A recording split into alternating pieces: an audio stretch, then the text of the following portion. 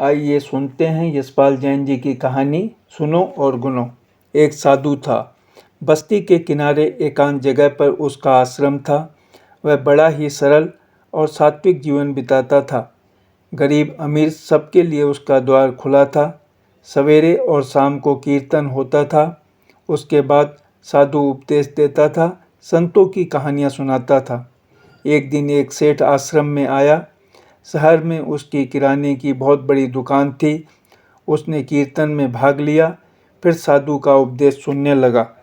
साधु ने बताया कि धर्म आंखें मूंद कर ध्यान करने में नहीं है, जीवन के हर एक काम में सच्चाई और ईमानदारी बरतना धर्म है।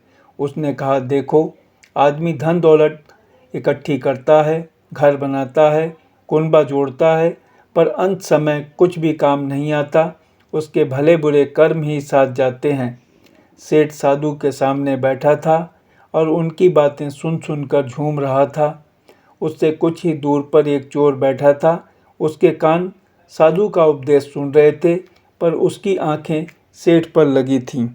साधु के प्रवचन के उपरांत सब लोग प्रसाद लेकर चले गए, लेकिन चोर साधु की वाणी से इतना प्रभावित हुआ कि उसने अपना गंदा धंधा आगे न करने का संकल्प किया और साधु के सामने शपथ लेकर चला गया।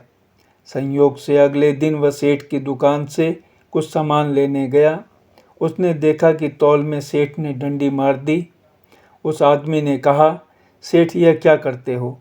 कल तो तुम स्वामी जी के सामने झूम रहे थे, उनकी बातों को भूल गए। सेठ की त्योरी चढ़ गई। बोला, तुम सामान खरीदने आए हो या उपदेश देने? उस आदमी ने कहा, सेठ, जो दुनिया को धोखा देता है वह अपने को धोखा देता है।